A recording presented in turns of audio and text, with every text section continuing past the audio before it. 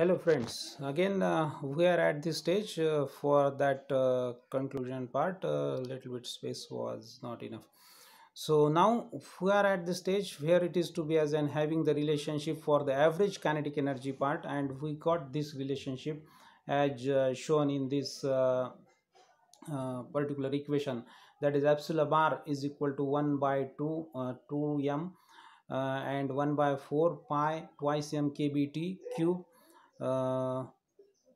It is under root, that is raised to 1 by 2, and divided by half pi twice m kbt raised to 1 by 2, that is under root, it meaning to be plus 1 by 2 m omega 0 square into 1 by 4 pi twice kbt by m epsilon 0 omega 0 square cube raised to 1 by 2, that is it is under root, or half under root of pi into twice kbt by m omega 0 square is to be there. आता हे जे relationship total आपण त्या trigonometric relationship वरून काढलं, हे आणखीन simplify होते. आता ह्या केसमध्ये केअरफुली बघा, जेव्हा केव्हा पॉवरचं सिमिलर बेस जर सिमिलर असेल तर ह्या केसमध्ये सिमिलर बेस कुठं आहे, हा बघा twice M pi into twice M K B T cube आहे, इथं pi into twice M K B T आहे, ह्याचा क्यूब आहे, ह्याचा इथं काहीच नाही म्हणजे पॉवर 1 आहे. आता हे दोन्ही पण अंडर रूट आहे, म्हणजे ह्याचा अर्थ काय, under root of I can writing this. Suppose मी ह्याला एक्स म्हणलं आणि ह्याला एक्स म्हणलं, सिमिलर आहे ना म्हणून बेस सारखा आहे, तर हे काय व्हायले x cube divided by x. म्हणजे याचा अर्थ काय होईल, हे जर डिनॉमिनेटर म्हणजे डिवाइड असेल अंडर रूट तर हे पॉवरची काय होते वजाबाकी होते. मग एक्स क्यूब आणि ह्याचा इथं काहीच नाही म्हणजे कोण आहे 1 आहे, किंवा in simple way it will remaining how X cube minus X raise to 1, that means to be as an remaining part is X square. मग under root of x square म्हणजेच बाहेर काय येणार X, under root of x square म्हणजे X स्क्वेअरचा under root X येते, आणि म्हणून इथं काय होईल remaining value will be likewise that. पण इथं ऑलरेडी 1 by 4 पण आहे, इथं 1 by 4, मग ह्याला डिवायडेड बाय 1 by 2 आहे, म्हणजे इंटू काय होणार आहे इथं 2 by 1 होणार आहे याचं 1 by 2चं, म्हणजे बे एक बे बे दोन्ही 4 म्हणजे हाफ अगेन हाफ आलं, हे चालूच आहे. मग हे ह्याची भागाकार किती येणार आहे 1 by 2, 1 by 2 इंटू काय उरणार आहे इथं हे एक्स स्क्वेअर, पुन्हा अंडर रूट आहे म्हणून एक्स बाहेर येणार, मग एक्स काय पकडलो होतं आपण, ह्याला पकडलं होतं, मग ह्याची व्हॅल्यू किती आहे, इट इज पाय, म्हणजे 1 by 2 इंटू काय येणार आहे पाय twice M K B T आहे, के बी टी. मग इथं 1 by 2 आणि हे 2, मग पुन्हा हे 2 कॅन्सल होणार आहे, मग उरलं कोण इथं पुन्हा या केसमध्ये एम आहे इथं, आणि पाय पण आहे हा इथं, pi already it is going to be in that case the similar one is to be there. मग आता pi is going to be the in that case is going to be cancel power for this, ह्याच्यामधलं जे काय आहे पाय पाय cancel झाला, power फक्त ह्याचाच राहिला, मग हा पाय ऑलरेडी कॅन्सल झाला. मग इथं ट्वाइस एमचं बेदोनी 4 म्हणजे हे पण 2 2 कटले, तर उरलं काय एम के बी टी, पण इथं एम आहे, हे एम गेलं आणि हे पण एम गेलं, मग उरलं काय फक्त हाफ के बी टी. मग त्याच्याबद्दल काय आलं इथं हाफ के बी टी.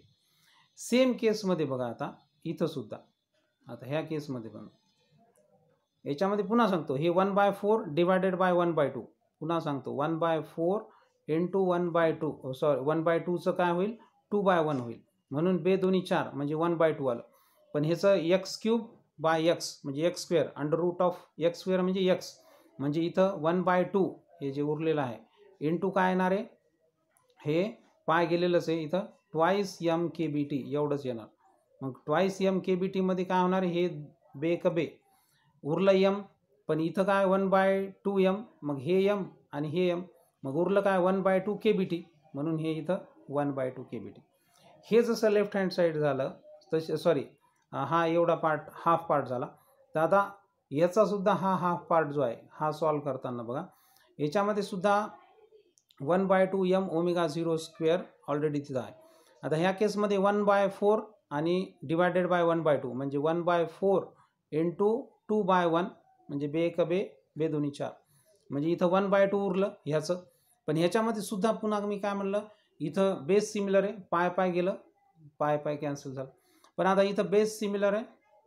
आता ह्या केसमध्ये पण इथं 1 पॉवर आहे, इथं 3 पॉवर आहे, सरळ सरळ ह्याचा स्क्वेअर राहील. म्हणजे twice KBT by m omega 0 square, ह्या ब्रॅकेटचा स्क्वेअर इथं बाकी राहील. पण ते अंडर रूट आहे म्हणून एक एक्स स्क्वेअरचा अंडर रूट एक्स. मग इथं काय होईल 1/2 व्हॅल्यू काय मिळेल मला इथं, simply it will remaining to be as an 1/2 into काय मिळणार आहे मला, it is to be as an twice KBT divided by twice KBT divided by m omega 0 square is to be there. पण ह्याच्यामध्ये पुन्हा बे एक बे, इट इज कॅन्सल. मग remaining is to be KBT and this part is to be there. मग ह्याला into काय पण इथं बाहेरचं 1/2 एम ओमेगा 0 स्क्वेअर. मग इथं ऑलरेडी इथं जर समजा हा पार्ट आहे हा, इंटू ह्याला काय होणार आहे KBT into m omega 0 square. मग इथं एम ओमेगा 0 स्क्वेअर वरती आहे आणि हे एम ओमेगा 0 खालती आहे. मग this will also going to be the cancel. So remaining value is only half KBT. म्हणून त्याच्याबद्दल काय आलं हाफ KBT. आणि म्हणून शेवटीला जे येते हाफ KBT आणि half KBT is 1 KBT. This is 1/2 1/2 2/2 KBT म्हणजे 1 KBT. म्हणजे तो वन डायमेन्शनल जे काय total vibrational energy for the one dimensional containing the crystal n number of atoms, identical atoms are to be there, having the average kinetic energy for the one dimension, that is KBT is to be there. But it is for one dimension. I need for the 3 dimension I have to just multiply it by 3n. म्हणजे 3n ने जर मी multiply केलं तर I will get the total energy, vibrational energy in that particularly crystal is to be there. म्हणून मग मी काय करतो ह्याला मल्टिप्लाय करतो 3n ने. that is total energy E is equal to for the 3 dimensional 3n epsilon bar, average energy epsilon bar is to be there. म्हणून 3n KBT ही झाली total value. But as far as these values are going to be concerned, what exactly it is to be as an the heat capacity of solid and consisting of n number of atoms, it is nothing but to be given in this way. So specific heat at the constant volume जर काढलं मी, that is del E by del T at that case, so I will remain having the value only 3n KB. T is going to be cancelled at the rate T is to be there. And again the molar heat capacity, if I am going to be calculating, it will give me 3n AKB, that is to be as an similar one we can say in short 3R. N is related to the constant values are to be the KB constant, Boltzmann constant, Avogadro's constant. N is to be the A for the Avogadro's constant, and is having some particular value. He जर calculate केली तर I will get the value 5.96 calories per mole, and this is what the constant one is to be there.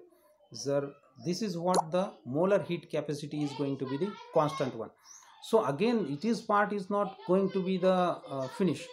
So it is what the molar heat capacity becomes to be as a constant.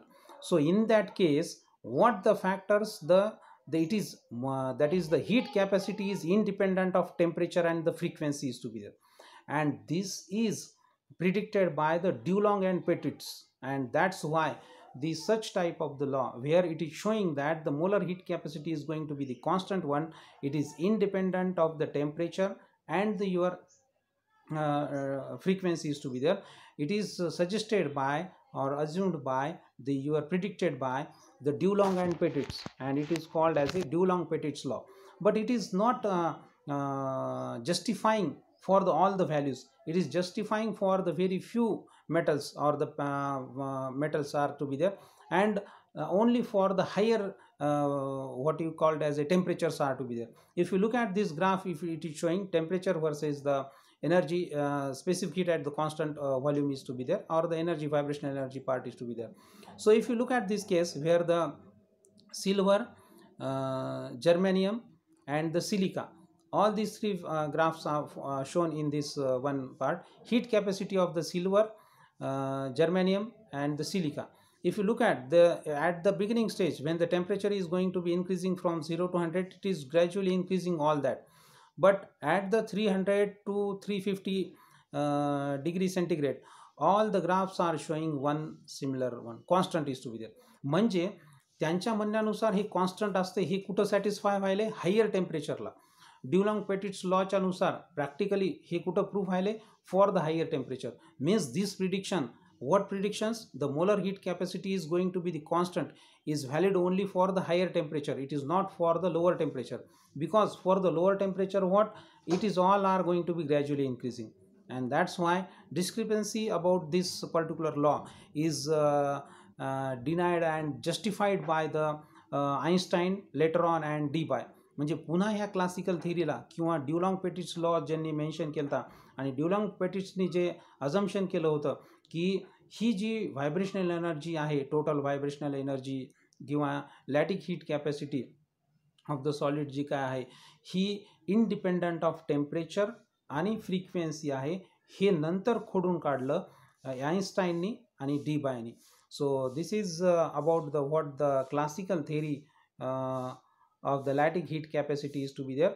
So again the same pandemic condition is going to be gradually increasing in some cases, so be careful and be at home and be safe. Till then, thank you.